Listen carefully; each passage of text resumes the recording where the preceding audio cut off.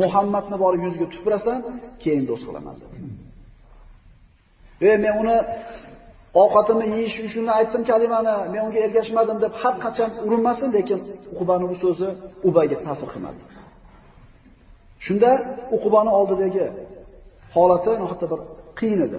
Yo payg'ambar sollallohu alayhi vasallamni tanlashligi kerak yoki Qurayshning Saidlarni tanlash kerak. Uqba Qurayshni tanladi.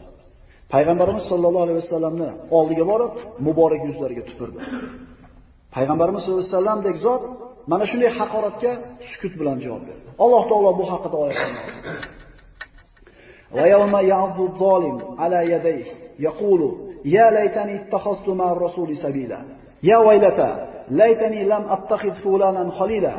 Laqad adallani an adh-dhikri ba'da idh ja'ani wa kana ash-shaytanu lil insani hadula. Alloh taolo Uqbani va mana shu Ubay ibn